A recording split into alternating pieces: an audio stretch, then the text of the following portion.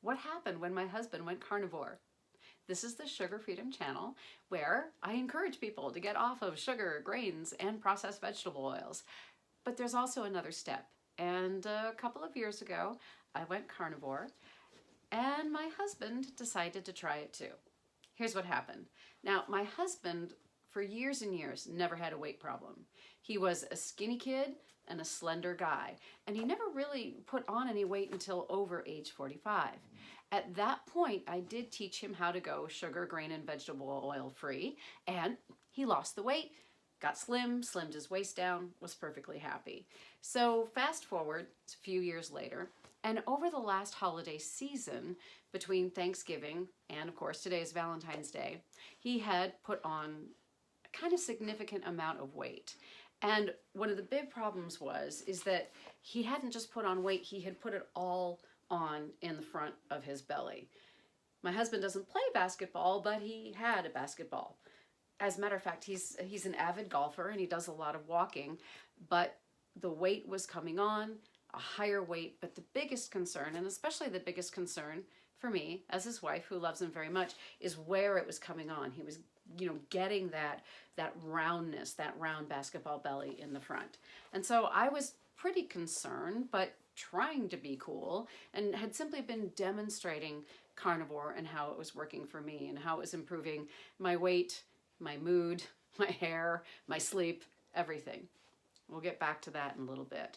So finally he decided, as he had gotten on the scale, and he's 6 feet tall, and he had gotten up to 200 pounds, which for him is definitely over where he likes to be and what he normally is. And then of course his pants were getting tight, belts were all getting tight, and things were, even the shirts where he was buttoning them up weren't fitting anymore. So he decided it was time to take action.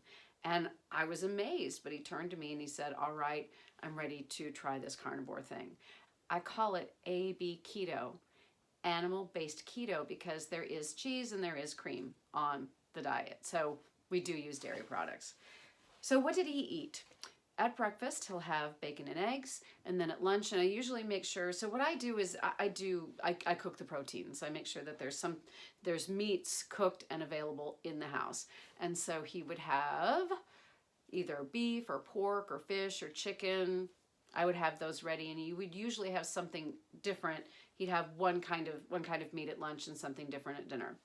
And how much did he have? Breakfast was usually bacon and eggs, so that's pretty simple, pretty easy. And then lunch, he would have beef or fish or chicken or poultry, and then I would try to make sure that there was something different at lunch and dinner to give him some variety. In terms of amounts, he was eating to satiety, to satisfaction, and 2 or 3 eggs at breakfast, 3 or 4 strips of bacon. And then at lunch, he was usually, what I would see was probably about like a 6-ounce pork chop, maybe a 7, and then a couple of ounces of cheese. I think one of the things that's really interesting about both my husband and I, this is really odd. He's 6 feet tall.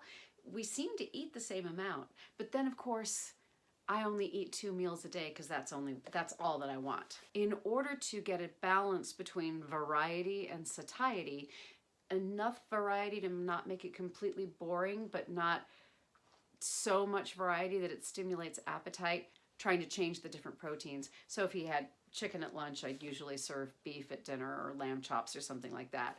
One of the best dinners that I did make for him was a chuck eye steak with some shrimp and then some nice Havarti cheese at dinner. I mean, who wouldn't enjoy that, especially if you're animal-based or if you're carnivore? So that's what he was eating, and it was working really well for him. The only snack that he had was pork rinds or chicharrones. And one of the things that was kind of cool about that is that I bought 2 bags, and not the big bags, they were small bags for the Super Bowl, and they didn't get finished until just last night, so they really lasted a long time. He wasn't overeating them. I even had a few, and they did not trigger my appetite. So what happened? What was the result? In just 10 days, he lost 7 pounds, and he lost, it looked like, 3 or 4 inches off of his waist. But the most important thing was that the belly just simply deflated. It's like it just disappeared. It just went away. no sagging or anything like that, but it just literally, it just shrank back in. And what that says to me is not just loss of weight, but loss of inflammation. But that's actually not the most important part. So the third morning of going AB keto, going carnivore, he woke up in the morning, and I always get up most mornings at 4:30. And my husband sleeps later than I do. So I get up and I take the dogs out and have my morning. And then when he wakes up, he opens the bedroom door and he calls the dogs in. Now this morning, he's been fully carnivore for 2 days, and this is the third morning. And I hear a strange sound coming from the bedroom. And I walk into the bedroom and he's crying. He's weeping. And he's there with the dogs, and he looks up at me and he says, "That is the best night's sleep I've had in years." You see, my husband has not been able to sleep through the night fully without waking up for something like 5 years. And for the first time, on the third day of going carnivore, eliminating all of the plant foods, he slept more than 6 hours in a row. And he literally had been suffering because he would go to sleep, he'd wake up in 2 hours, and he would lie there and worry about the fact that he couldn't sleep and worry about everything else that was going on, these ruminating thoughts. And now, for the first time in just 3 days of being fully animal-based, he slept all the way through the night. And he felt like it was a kind of miracle. And I think if you love somebody and they're suffering and they find a way to heal that suffering, to stop feeling those things that are hurting them. And if you can't sleep, you know that it really is a terrible thing, insomnia. And this was a really big gift, like a miracle to him, and almost like a miracle to me. So that was really the most exciting thing that happens. So many of us change our diets because we want to lose weight. But a lot of people out there are actually suffering from other issues that can have to do with what they're eating. And what is amazing is that just after a couple of days of pulling out all of the plants and just eating meat and some cheese and some full-fat dairy, that this issue for him was resolved for the first time in years. Now, that first full night's sleep, more than 6 hours sleep, it was a wonderful thing. It necessarily hasn't been that perfect every time. He's still woken up a couple of times, but it is definitely getting better. And so he has resolved to do a full 2 weeks, and that's coming up in just a couple of days. But I think that what's really interesting is this is Valentine's Day, and neither of us are interested in going out to a fancy dinner or giving each other chocolates or anything like that. We're just going to stick with what we've been doing. I think he is going to get me some flowers and we're going to exchange cards, but it's all about the loving relationship between the two of us. And that is based on feeling happy, feeling secure, feeling full of trust and loving kindness. And I have to say that this way of eating has been truly astonishing for me.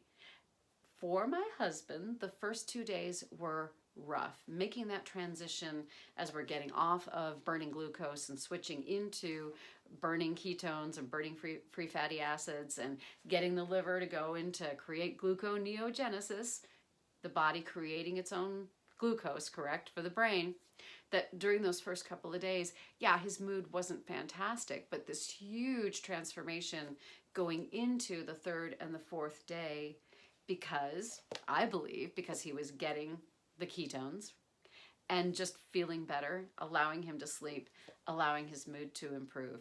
This was really amazing. We went to a special breakfast yesterday. It was a breakfast celebrating students who have overcome difficulties in our county, and all of these different stories of these different students who dealing with serious issues, loss of parents, at any rate, celebrating them. And there was this big breakfast buffet, and it was amazing because he basically just had the scrambled eggs, and he came down, and I was like so proud of him because there was fruit and things like that, things that most people would consider healthy, but no, he went up there, and that was really the only thing that was on his plan, and so that was what he had, and that made me, I don't know, I was just so impressed and so proud that he was making this commitment.